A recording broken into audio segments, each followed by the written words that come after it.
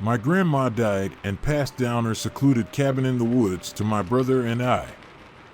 To us, though, it's filled with old nightmares. My grandmother passed away last month, but nobody found her corpse until a week ago. Hazards of living out in the mountains, I suppose. My uncle couldn't believe it. He'd been driving her groceries and supplies once a month, and according to the coroner's report, she died a day after he'd left. What are the chances? To hear him tell it, she was just fine when he'd driven away too. Spry as she'd ever been. She was even getting her water from the river and doing a bit of fishing on the side. And then poof. Deceased. Griff, her golden retriever, was gone now too. My uncle thought he probably took off after realizing Grandma wasn't waking up, maybe got hungry and went off chasing squirrels in the woods or something. My uncle strolled about and called Griff's name for hours after he'd found Grandma, looking in all his usual hiding spots, but had no luck. My opinion? Griff probably got as far away as he could. After the funeral, my brother and I offered to come up and help our uncle clean up her things. Or at least my brother did, and I got guilt-tripped along for the ride. She left the cabin to the two of us in her will. Split custody, not that either of us wanted it. We'd more than had our fill of memories out there. That said, it was a nice day to tidy up a dead woman's things. The summer sun shone bright and there wasn't so much as a cloud in the sky. Overhead, sparrows darted between the towering pine trees, flitting around the cabin's small clearing while they sang their birdsong. "I'm gonna bring this stuff down the mountain and head in for the night," Uncle Jake said, gesturing to his pickup truck full of Grandma's furniture. "You two gonna take off soon? Or spend the night?" He looked like the spitting image of a mountain man, standing there with his tree trunk arms and red flannel shirt. The beard was the cherry on top. "We'll be heading out soon," I said. "Don't worry about us. The car got us up here just fine. It'll get us back down." Uncle Jake was suspicious of any vehicle that didn't have a cargo bed. "Sure thing, boys. Take it easy now." He hopped into the cab of the pickup and slammed the door with a metal clang. A moment later, the engine turned over and the mountain air was replaced with the thick smell of diesel and rust. With a rumble, the truck rolled out of the cabin's dirt driveway, bobbed down the makeshift road, and disappeared to the faint riffs of AC/DC's thunderstruck. "Stay the night," my brother Eric said, snickering. "As if we'd spend a night in this hellhole." Eric was tall and lanky, poor of eyesight, and blindingly pale. He pulled his thick glasses from his face and wiped the lenses clean on his Marvel t-shirt. "I say we finish these last couple of boxes and follow him down." He peered up through the pine trees overhead, where the sun was beginning its slow descent into the evening. "We're a few hours from dark yet, but I want to be far from these woods when the lights go out." He shot me a knowing wink. I walked up the creaking wooden porch and pulled the thick door open. "Then stop looking at your phone every 5 minutes and help me get this shit done." I stepped inside, leaving the door to swing in the breeze.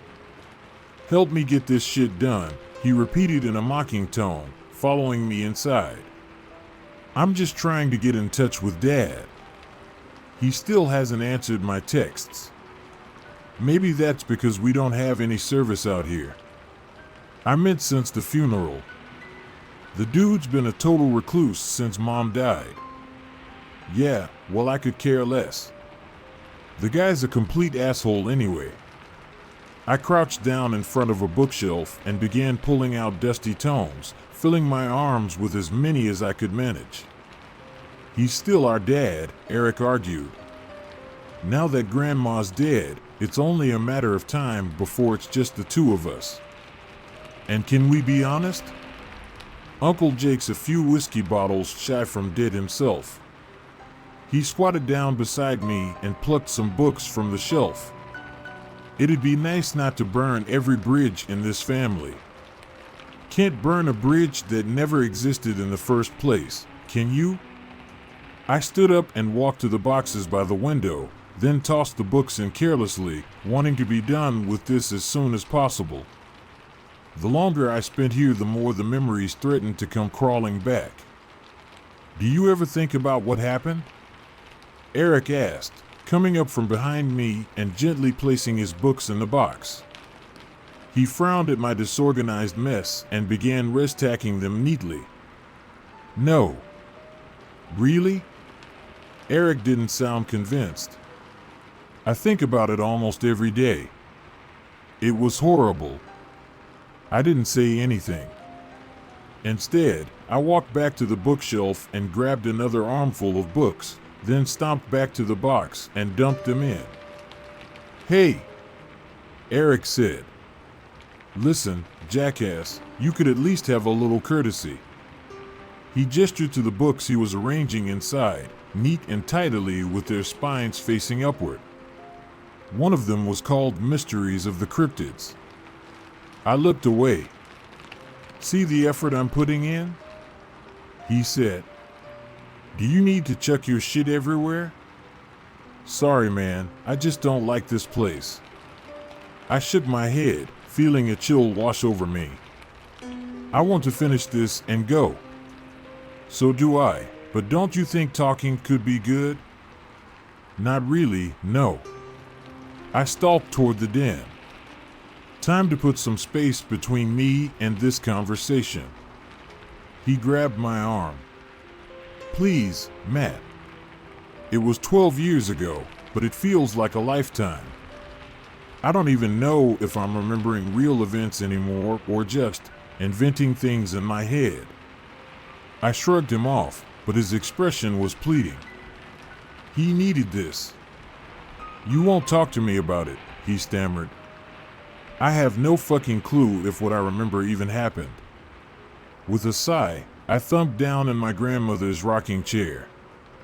It sat in front of her red brick fireplace, now filled with only the ghosts of old, charred logs. I idly thought to myself that it'd probably never be used again because I planned on tearing this cabin down and leaving it for the insects. It would be better that way. I only wished I could tear down the memories with it. A week at this cabin had gifted me a decade of alcoholism, chronic depression, and a side of insomnia. It took a cocktail of prescription meds just to get me to sleep these days, and when I did, it was a coin toss whether or not I'd experience sleep paralysis. And now Eric wanted to dig those memories up? I flexed my right hand, staring at the thick scars that wound their way across it. Even now, all these years later, I could still see the blood. Smell it. Taste it. My heart started racing just thinking about it, and I forced myself to look away. I focused on the heart before me, and something caught my eye. What the hell, I muttered, leaning forward. It wasn't a log, it was something much smoother. The shape was all wrong though. I left the chair and knelt, sifting through the ashes and burnt timber, uncovering the curious object with mounting horror. I pulled it free, brushing away flakes of ash with my fingertips. My arm quivered. Eric, I said, pushing the word from my mouth. What's up? He called. I swallowed. Is this Griff? Footsteps sounded from the other room and he came bounding in, face brimming with excitement. You found Griff? I didn't say anything.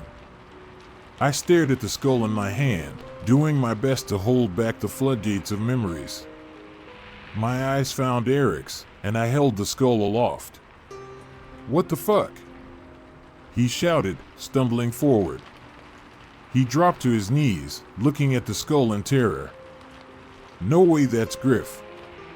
No fucking way. He shook his head furiously. What would he be doing in the damn fireplace, Matt? I didn't know what to say. I knew there was no reason he should have been in the fireplace. None. No dog would willingly let itself burn to death. Maybe it's a coyote, Eric reasoned, tripping over his words. Grandma probably killed it and chucked it in here so the scent wouldn't attract other animals, and there's no coyotes out here, you know that. I dropped the skull, and it cracked against the solid wood floor. A shudder ran through me. And it's way too small to be a wolf. Eric looked on the verge of tears. Griff was probably the only happy memory we had of this horrible place. Matt. Why would she do that? 1,000 reasons crossed my mind. All of them beginning and ending with one night 12 years ago. I stood up from the fireplace, my feet feeling weak and my sense of balance waning. I fell back into the rocking chair, and it croaked a haunting welcome. All right, I said quietly. I think it's time to talk about what happened when we were kids.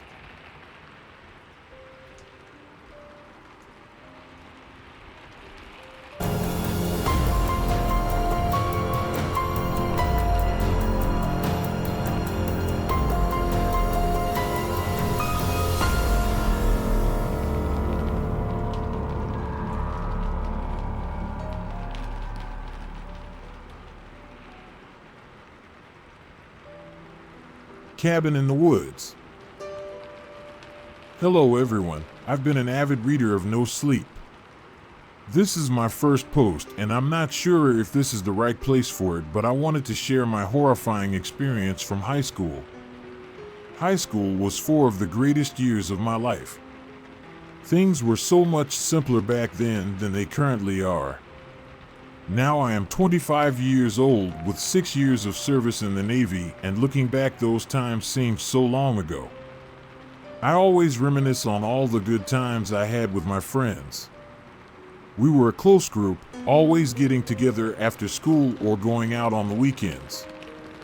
My head swells with so many fond memories I have had with them, so many great memories, except one memory that, when I think back to it, still sends a chill down my spine. It was our senior year, 2008, and graduation was just around the corner. We were all excited to be moving ahead with our lives. I was joining the military and the rest were going to different colleges. I will admit it was a bittersweet moment. Yes, we were excited for the future, but a bit sad knowing our group would not be whole like it was throughout high school.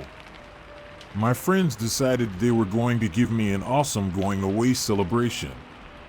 The plan was to pitch in some money and have my older brother rent us a cabin in the mountains for the weekend. We packed our bags and drove up the mountain to the cabin. There was a small town nearby and our cabin was about half a mile down the road. There were a few other cabins nearby, but ours was at the edge of town surrounded by woods. We unpack our things and head inside. We were not disappointed.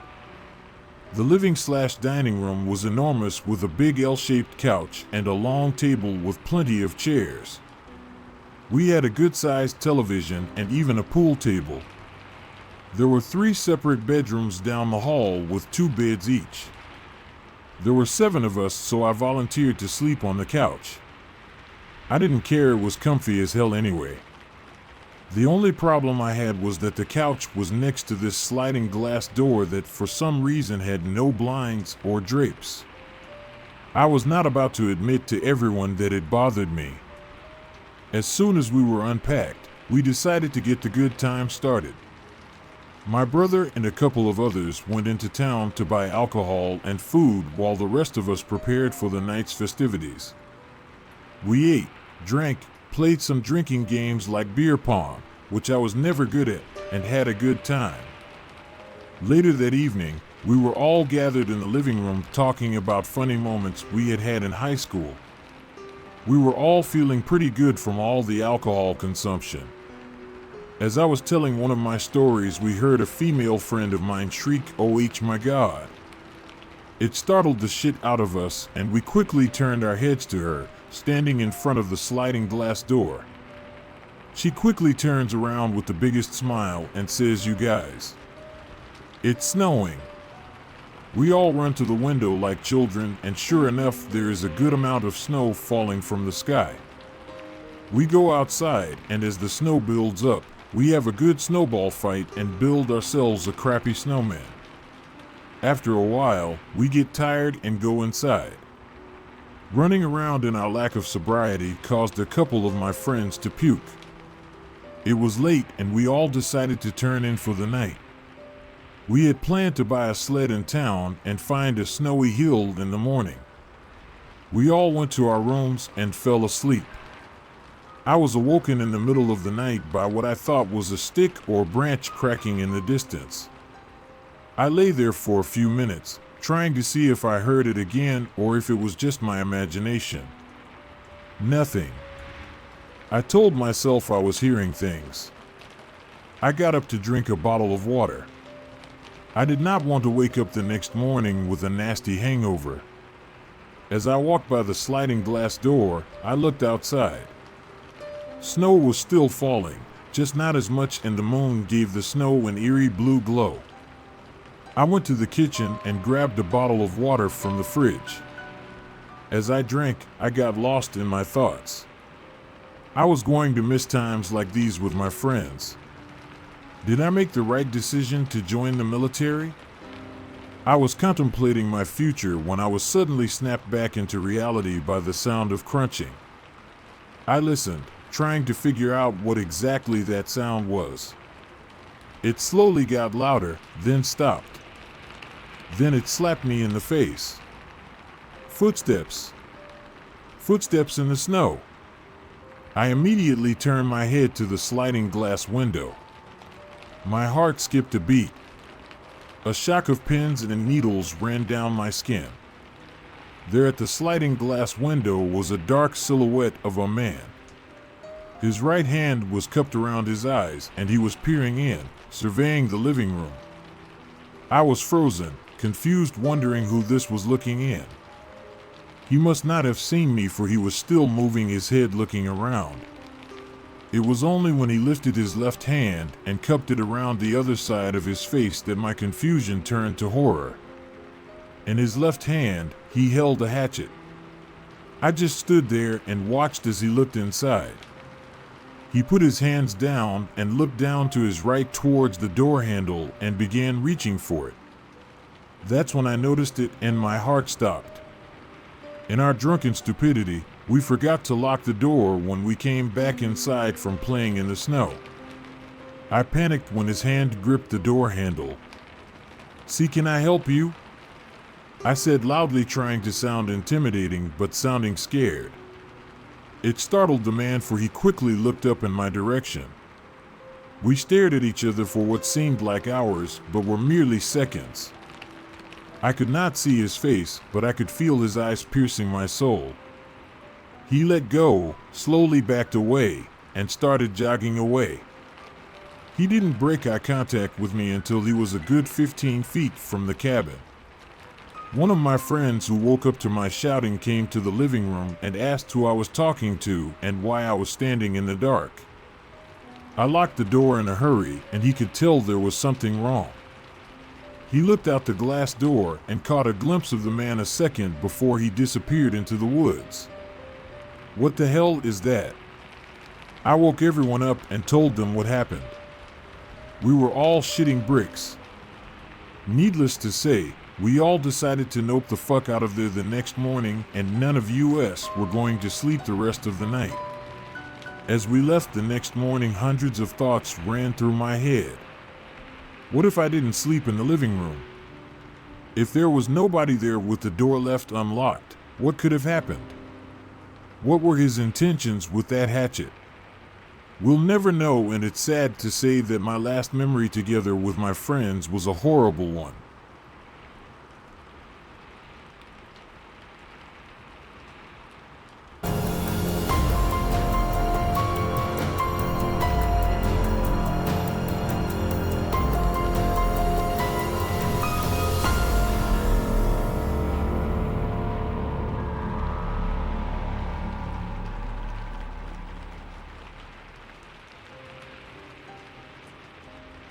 The cabin in the woods. It was supposed to be a relaxing getaway, a chance for my friends and me to escape the city and enjoy some time together in the great outdoors. We found the perfect cabin on a secluded piece of property in the middle of the woods, and we couldn't wait to spend a weekend there. The cabin was an old, dilapidated structure, but it had a certain charm to it. It was nestled deep in the woods, far away from civilization and surrounded by tall trees that seemed to tower over us. It was the perfect place to get away from it all and just enjoy the peace of nature.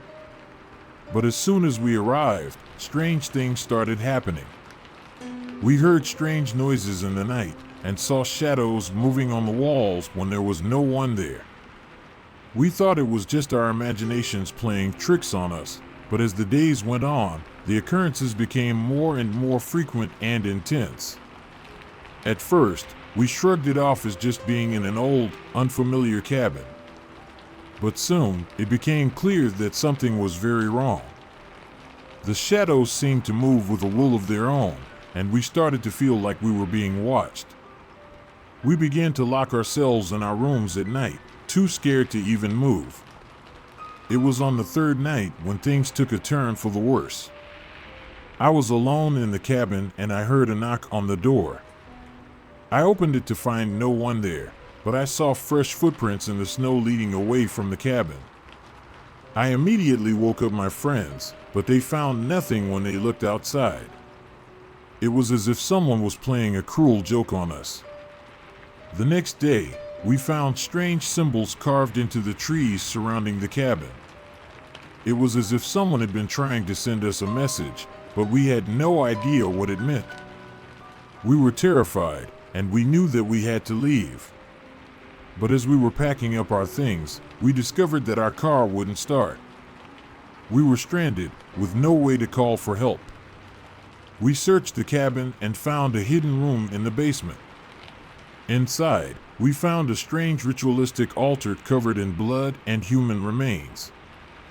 We realized then that the cabin was built on an ancient burial ground and that we had disturbed the spirits of the dead. We were trapped, with no way to escape, and the spirits were closing in. We knew that our only chance was to perform a ritual to appease the spirits and put them to rest. But as we were about to perform the ritual, we heard a knock on the door, and it was a hooded figure that appeared. He explained to us that he was the one who was living in the cabin before us and had gone missing. He had to leave the cabin because he got sick and was unable to continue the ritual that he had been performing to keep the spirits of the dead away. Since he was not able to continue the ritual, the spirits were able to break free and were now after us. He suggested that we should leave the cabin as fast as we could. But we were not able to leave the cabin yet. We had to wait until the next day as it was already too dark to go out and the spirits were roaming around. We had no other choice but to spend the night in the cabin. We spent the night in the cabin, huddled together in the living room, too afraid to even move.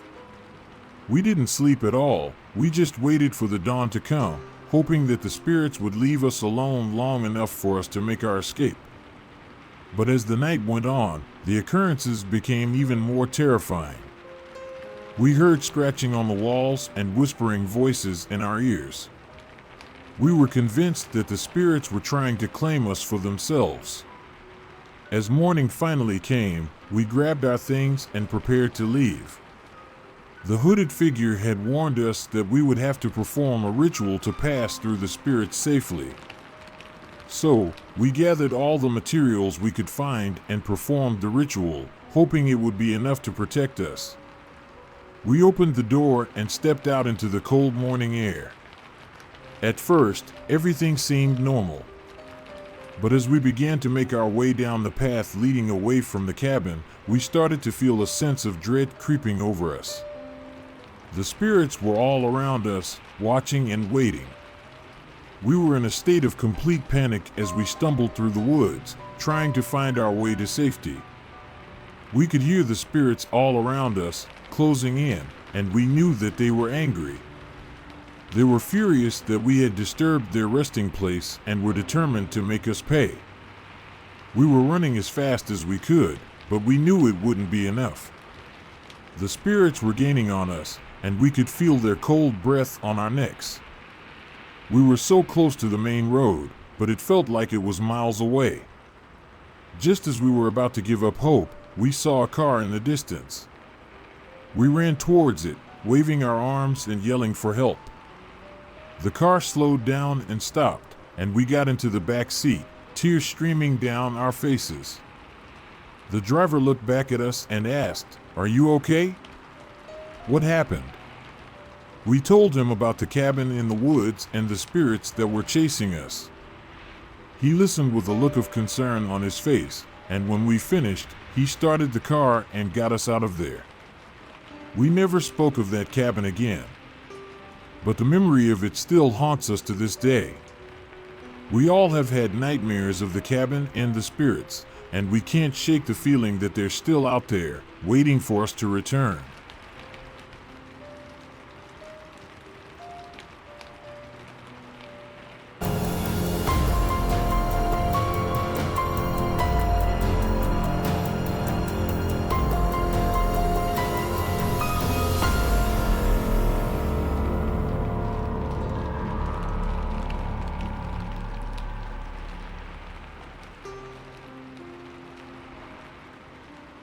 We tried throwing a party at an abandoned cabin in the woods.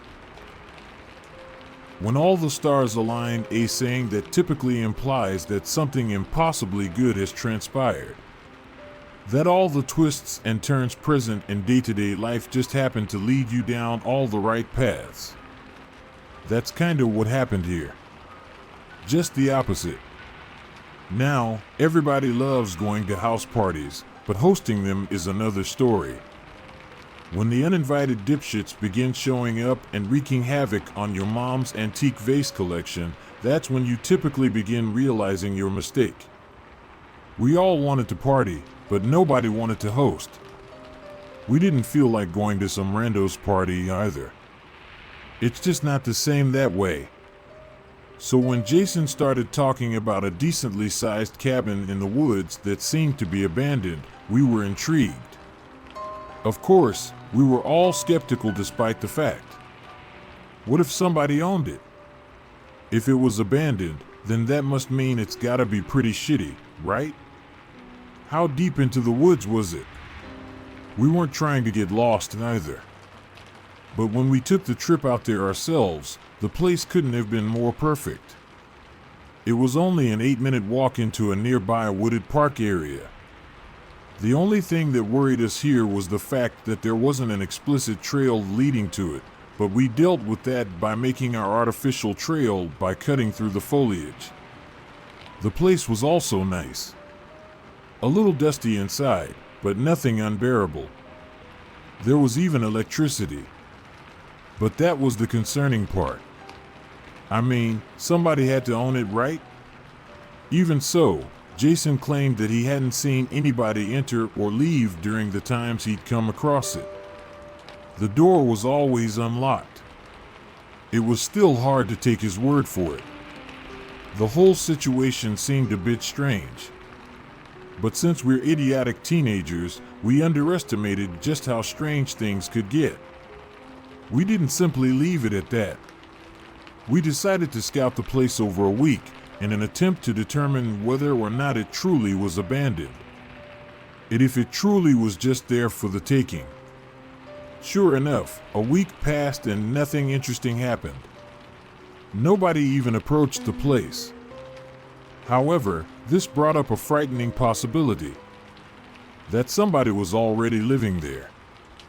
This idea was somewhat combated by the fact that we'd already entered the place a few times and caused a reasonable ruckus, so it would have made sense that the owner, if they were there, would have confronted us already. In any case, it was still a cause for concern.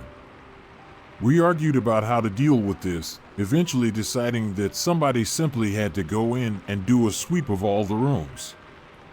The conventional response was something along the lines of "fuck that, I don't want to run into some weird-ass guy in there," but we eventually managed to convince each other to go.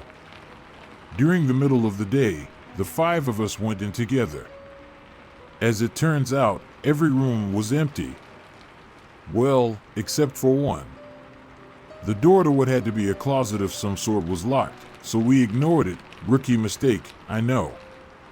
There were a few other peculiar things about the house itself, though. There was only one painting framed up, which looked to be of some kind of shadowy figure standing outside a window.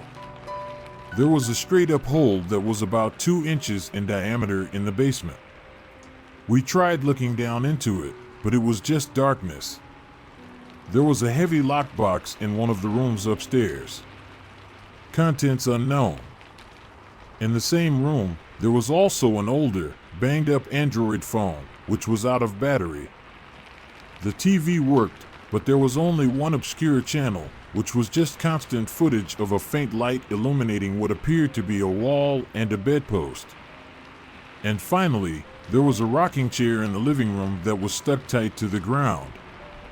Reasonable people would have considered these circumstances and noped out of there on the spot, but as I've already established, we were dumbass kids trying to our party on. Nothing was stopping us. We scouted the house for a few more days before finally making our move. We each called up numerous mutual friends, informing them about the plan. They were excited, of course. We were all excited. We planned on having about 20 people in total. We had slivers of common sense, after all. We didn't want to invite hundreds and risk causing a forest fire or something. The day that the party was supposed to take place, we got there early and began setting everything up, which was just music, chips, and beer. A good party is bare bones, after all. No need for a disco ball and a buffet. Just alcohol, weed, and good company. We also tried hooking up an Xbox to the TV, but we couldn't get it to work. The channel stayed the same, no matter what we did. Although in retrospect, I did notice that the lights seemed to be getting brighter. We told everybody to come at around 8 p.m., and we finished setting up at around 7. Since we had an hour to kill with just the 5 of us, we cracked open some beers, rolled a few joints, and got the night started. At some point, our buddy Boris brought out something that looked like an Ouija board. "Come on, we gotta try it," he said, sounding excited. The only other person on board with the idea was Max, so we let them go at it while the rest of us continued getting intoxicated. About 10 minutes later, Jason went to the washroom, leaving Chris and I alone. We looked over at the peculiar rocking chair. "What's the point of sticking this shit to the ground?" Chris said. He walked over and peered down. "Is it glue or some shit?" "Can't tell." He inspected it for a few more minutes before getting into the chair himself and rocking back and forth. "Man, I haven't been in one of these in a while." And then his face dropped. We both came to the same realization simultaneously. He got off the chair, and it immediately stopped moving. He tried moving it again while standing, but it wouldn't budge. His face contorted in confusion. "What? Oh, come on." Max's outburst interrupted our thoughts. We looked over, watching as he held up the Ouija board. "What kind of board is this?" he said. "It's not even in English." I took a look at it myself, and he was right. At first glance, the characters appeared to be the letters of the alphabet, but all of them were slightly off. For example, the A had 2 lines through it. I swear, it was fine when I bought it. Boris looked at the board, his face also sporting confusion. "Well, where'd you buy it?" Max asked. "At some moving away sale. $3. "Guys," I said as I checked the time on my phone. "It's 8:40. Where the hell is everybody?" They all looked up, checking their phones as well. "All right," Max said. "I'm gonna call Erin. See where she's at." He dialed the number and walked to the kitchen while the three of us stood still, a vague dread looming over us. I looked at the stationary chair and shivered. As far as I was concerned, weed and alcohol didn't cause hallucinations. Jason came back into the room, now holding up a book. "Check this out," he said, opening it up. It looked comparable to a children's pop-up book, with crudely drawn animals and trees materializing themselves on top of the pages. "What about it?" Chris asked. "Look," Jason said, pointing to a space in between two trees. I squinted, making out what appeared to be a large, gray hand coming out of the dark woods, grabbing onto a branch. "Dude, what the hell?" Chris said, staring at the bizarre detail. "All right, this doesn't make any sense." Max stormed back into the room. "Erin said that she arrived 20 minutes ago. And then she let out this weird fucking laugh and hung up." Before we could even react to that, Boris spoke up. Guys?" he said in a shaky voice. "I can't move my hand." His hand was firmly planted on the board. "Quit fucking around," Max said, somewhat angrily. "I'm serious, man," Boris responded, his voice increasingly frenetic. "I can't deal with this shit right now," Chris said, pacing around the room. I was feeling something similar. There were too many things happening simultaneously. Too many storylines to follow. It was frustrating. And as if things couldn't get any worse, I glanced over at the television, which had been on the entire time. The light had illuminated further, revealing the source of it to be a candle. But it revealed something else as well. A hand dangling over a bed. "Jesus," I started, but was interrupted again by Boris. He was still screaming about the damn board. We looked over, watching as his finger moved across the letters. "Fucking hell," Max shouted, slapping the board out of his hands. Or at least, that's what he tried to do. Just like the chair on the floor, Boris's hand was stuck.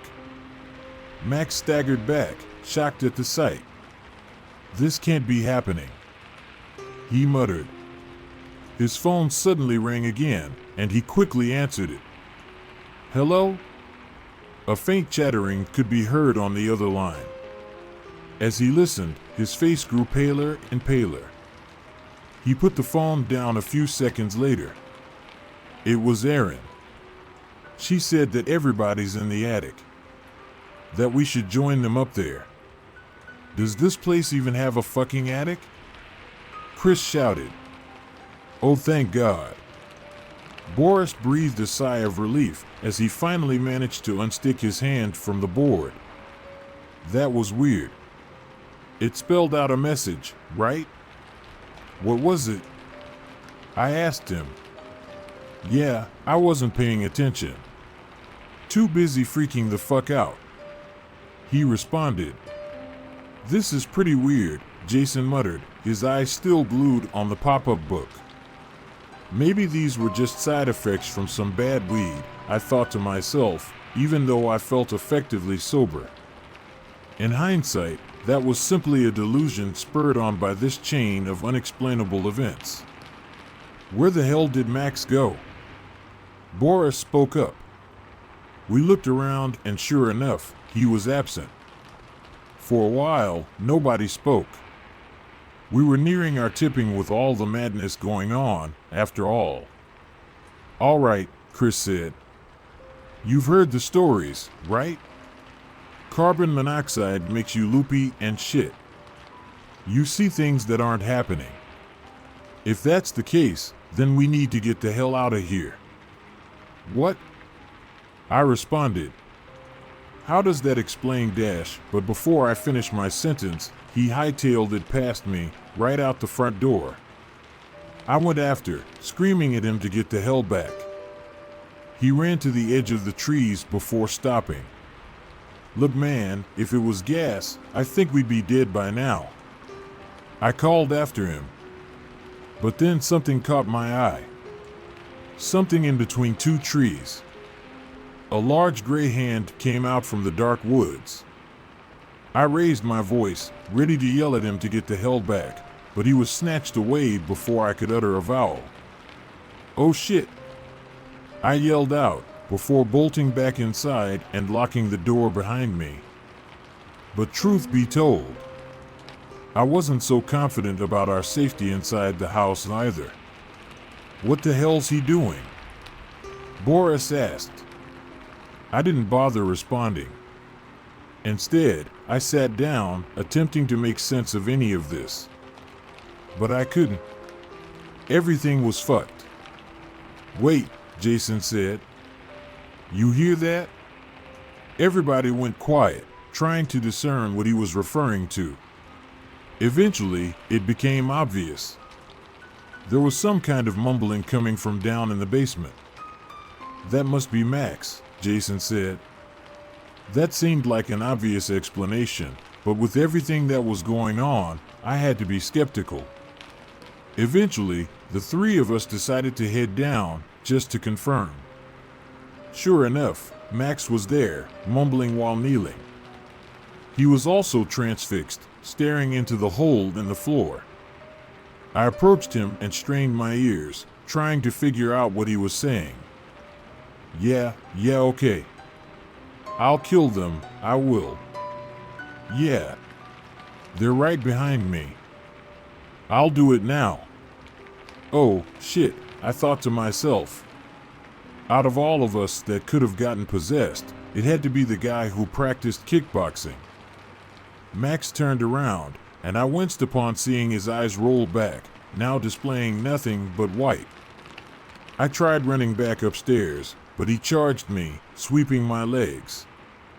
What the hell are you doing? Boris yelled at him. But his words didn't register. Max rushed him as well, before delivering a devastating kick to the ribs. Oh shit, Jason stammered out, as he squared up himself. That turned out to be a bad move, as he was dropped in a single punch.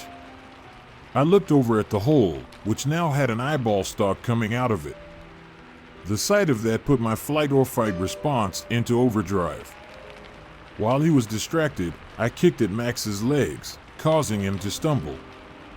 I lifted myself, before making a beeline up the stairs.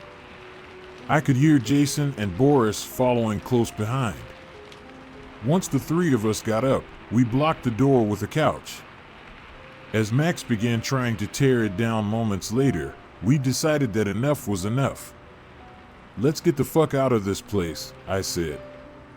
Nobody argued with the proposition, so we packed up what we could and headed for the door. But things wouldn't be that simple. As I was about ready to begin sprinting, I noticed the painting from earlier. The one with the shadowy figure stalking a window. Oh, please don't, I thought. My eyes began moving towards the only window in the living room. Sure enough, the shadow man was right there, staring at me. A dark body with two bright white eyes. What are you doing, man? Let's go, Jason said, holding his nose, which was gushing blood.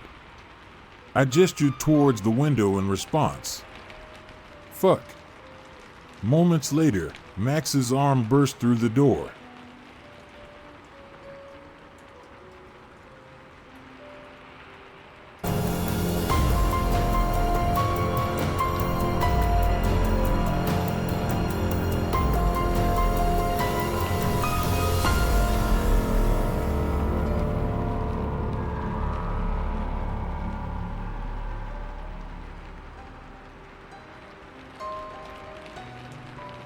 The party in the cabin in the woods.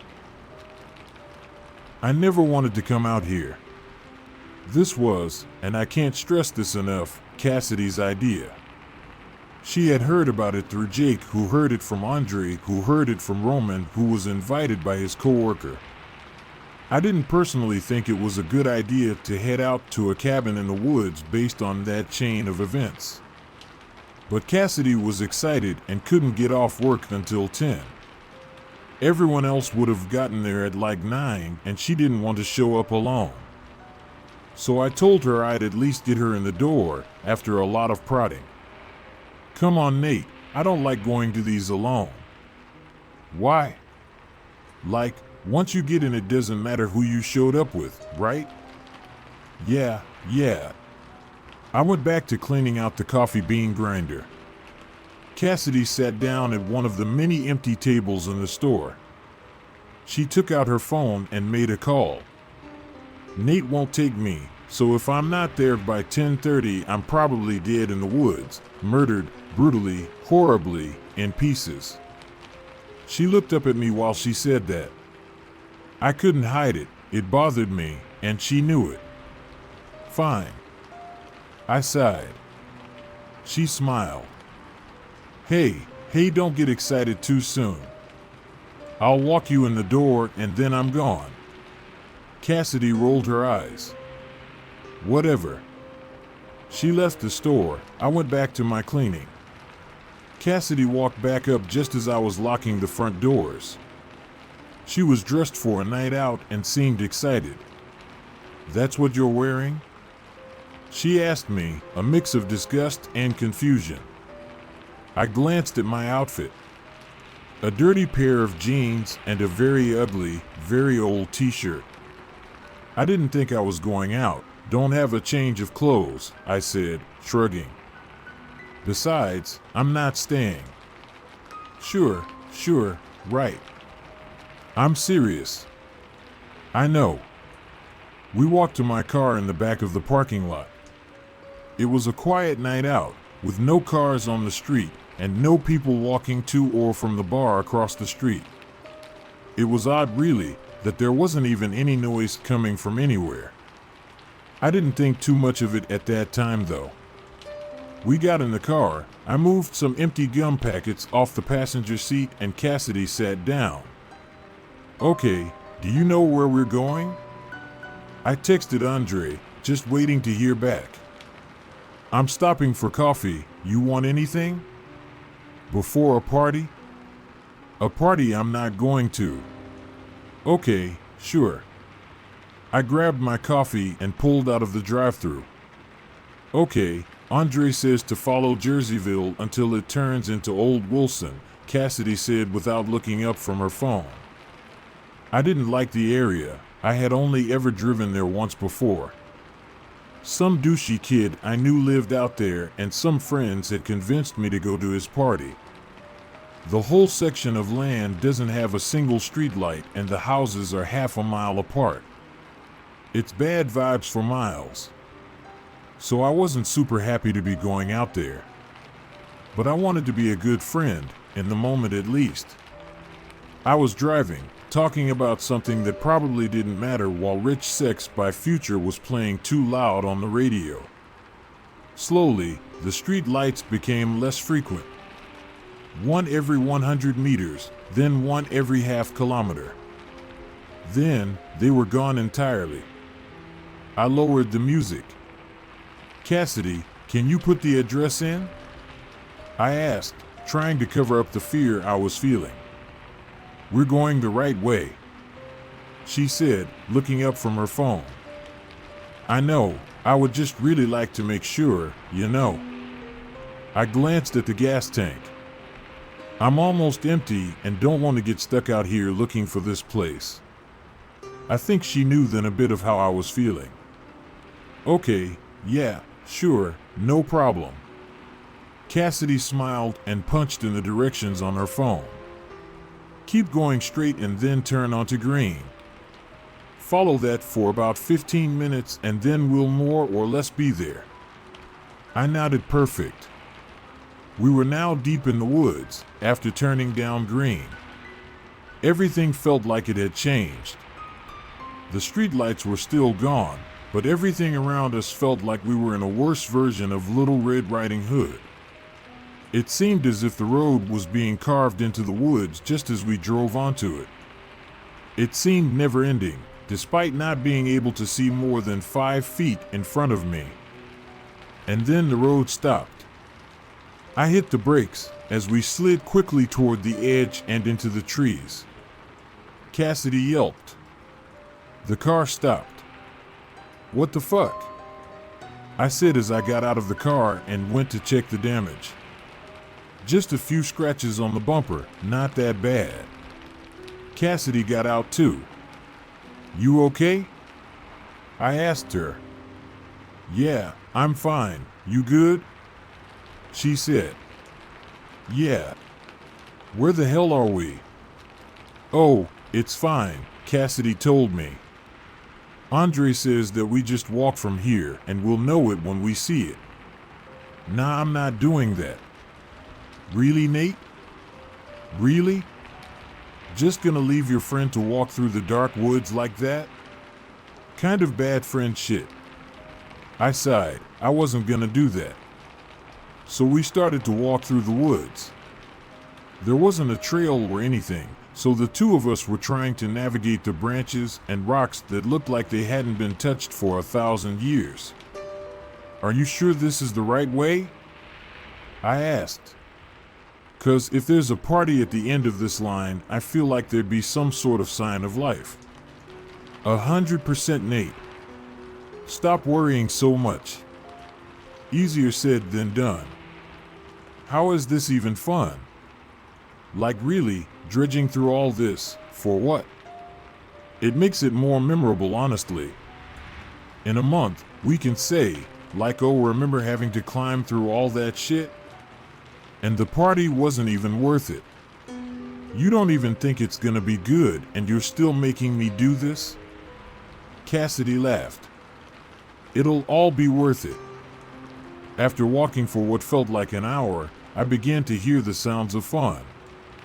The loud music, I could feel the drum in my chest, the sounds of people yelling randomly, having fun. Cassidy was smiling and moving quickly now. She was ready to finally have fun after this unexpected hike. Yo, text Andre or Roman, let me know you're almost here so I can leave you with them, I said. Already did, they're meeting me up front. And then we saw it. The cabin wasn't even a cabin, it looked more like a mansion in the middle of nothing. The main part of the building looked like something out of Gatsby, it even had a fountain in front of it. There was a large circular park for cars to pull up, but no cars were there. I thought it was a bit odd to have places for cars when there was no way for cars to get here, but whatever, I just wanted to get out of there. There were pillars on the large porch that were sandwiched by a large staircase. All sorts of people were sitting here, valuing the best part of a party, the outdoor sit for a smoke. Lights were shining through the windows, the music was loud and shadows of people were having a good time. From what I could see, the place extended way out back. It's amazing I've never seen this place before, I told Cassidy, who was now walking about a foot ahead of me. Right? Like, wow. Wow. She sounded mesmerized by it all. As we got closer to the stairs, they started to intimidate me slightly, just how large they were. Almost impossibly large in scale. Roman and Andre were standing by the door, drinks in hand and smiling, waving Cassidy in. We both stopped walking. She looked at me. Are you sure you don't want to come? I think it will be really fun. I'm sure, got a lot to do tomorrow. Okay.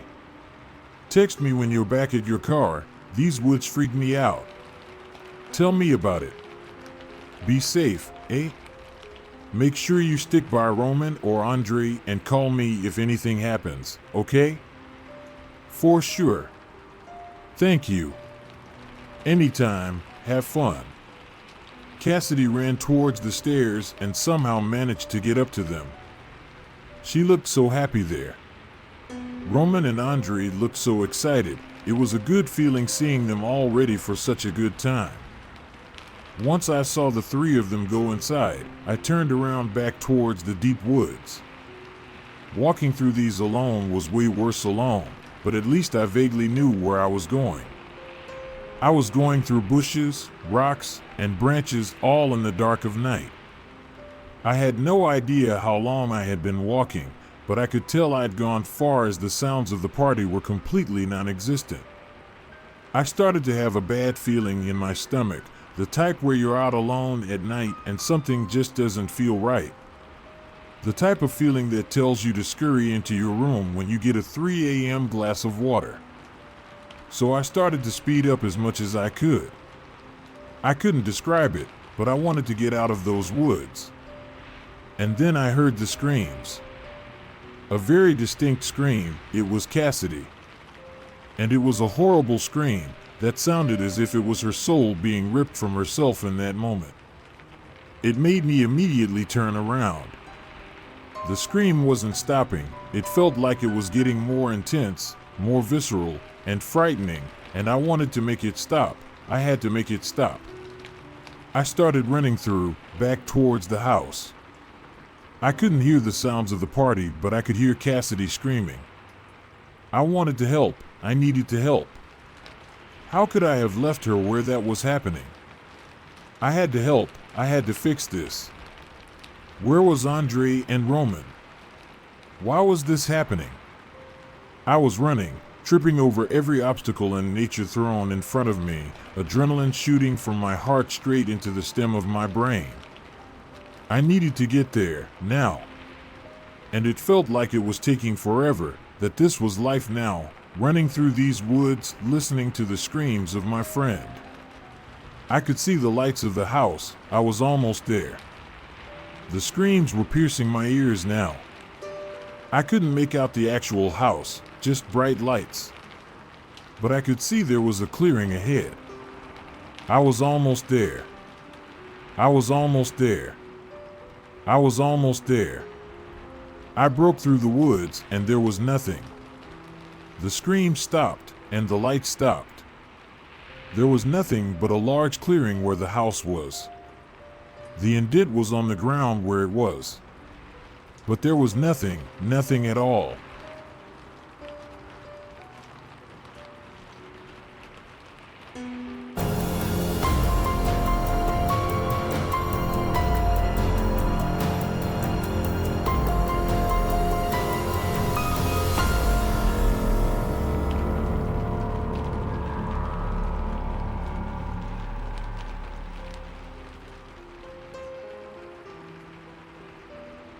The cabin in the woods, lady in the lake. I think to myself as I travel down the gravel road, the rocks hitting my beat-up truck. The fresh breeze blew in through the window. How the hell did I get myself into this? Of course, they sent me to the cabin where the others have disappeared from, or so I have heard around the office. Why can't I just be a normal person with a normal job going to their cabin for the weekend? I would have loved to be a hairdresser, a painter, or even a veterinarian, as I love animals of any kind. I would have opened up my vet clinic and taken in any type of animal.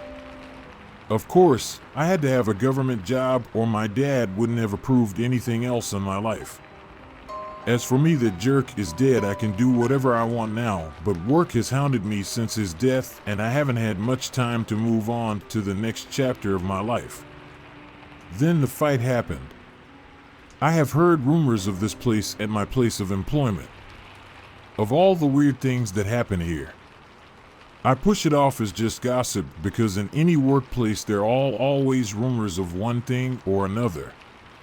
Also, these so-called rumors might have been made by the higher-ups to scare people into doing their job. I am pretty sure I was sent here because of the fight I had with my boss and then their boss. Or it could be my side hobby I like, but just can't. Just because I have a blog for things that go bump in the night, or the disappearance, or the supernatural, etc. doesn't mean I want to do it for a living. Maybe I should and I can be my boss. No one to tell me how to do my job when I know how to. No more fighting with others. If so, my workplace are real jerks.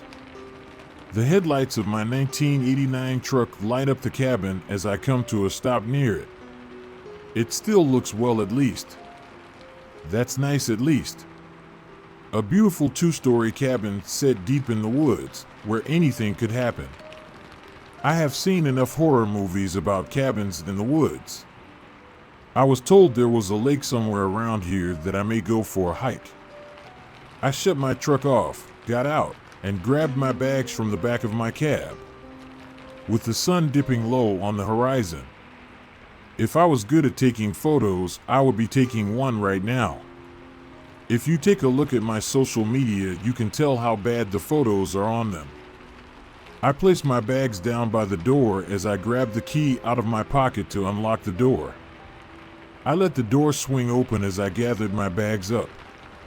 I flicked the light switch on, and the light illumination most of the kitchen and living room. Right in the middle of the hardwood floor was a nice puddle of dry blood. With a sigh, I dropped my bags next to the door. Would have been nice if they cleaned up before sending me here, these jerks. I closed the door and locked the deadbolt. I pulled out my pistol, taking a swipe of the place to make sure there wasn't anything or anyone hiding anywhere. Once I know it well, I check all the windows and doors to make sure they are secured. I check the security system to make sure it is armed, not like anyone will get here in time if anything happens. I look around the kitchen. On the table looks to be a book. I rolled my eyes, not like I needed to know about the safety rules of being here. I sigh. Time to get to the blood that is dried on the floor. It most likely has seeped into the floorboards. I wonder if they have rugs I can cover it up with. I was on my knees for a few hours scrubbing at the blood, getting a fresh bucket of hot water mixed with a cleaning solution. I have gotten most of it out, but it looks like it has stained the hardwood flooring. Such a shame. I put everything away as I head to bed. I try not to take much notice of the long, deep scratch marks that are on the floor and wall in the bedroom, along with more splatters of blood. I groaned as I will have more cleaning to do in the future. Why are these people so lazy to clean up after? Making the place look like it hasn't been attacked. The next morning, I packed lunch and dinner to go for a walk out in the woods. I cleaned up the blood in the room before heading out. As I head out the door, I grab my 9mm pistol. I walk for about 4 hours, taking in how truly beautiful the woods can be. I came across a lake. Made as small for most lakes, it's still a lake. I lay out the blanket on the clear grass. I settled in, grabbing my packet salad. I look out over the lake and notice that 2 small rivers are going to and from the lake. I think to myself, I should follow them one day to see where they take me. I look back down at my salad to take another bite before looking back up, and when I do, I see something in the middle of the lake. I slowly place my fork back in the bowl. As my eyes focus on the object in the middle of the lake, I see what looks to be hair, black hair. The skin, if you can call it that, was of an off blue or green or a mix of both. But through eyes, I will never forget those eyes. You think we are on the top of the food chain? Well, you guys are wrong. The look of the eyes says in the prey, and I better know that and never forget it ever. I stare into my eyes until the sun has sunk low. I set my bowl down, getting up slowly, walking backwards, never keeping my eyes off the head. I walked backward until I couldn't see the lake anymore. Once I do, I turn around and run back to the cabin. As I get through the door, I lock it. I slid down the door with my head in my hands. My mind is having a hard time coming to terms with what I say. I just thought it was rumors floating around the office that were fake. I have a blog, for God's sake. I didn't think these things were real. I pull myself off the floor, brewing a cup of coffee, letting the smell take me away as I sit down at the kitchen table with my laptop open to type this up. It has been a few weeks since I have been to the lake. I went back to the lake yesterday to look around. When I got there, my lunch and dinner I had packed all those weeks ago had been eaten and packed back up. I grabbed my bag and turned around to head back to the cabin, but before I could take a step, I heard something say thank you. I turn around to see a person in the water looking at me. I can now tell it's women. Those eyes still scare me as I can't look away. Once again, I hear thank you, and it's coming from the woman in the lake. All I can do is turn on my heels and run. Just a little side note. This is my first time posting here, so please bear in mind this happened to me a few weeks ago, and I'm trying to remember all the details from when I first came to the cabin. It might be all over the place, but I'm trying.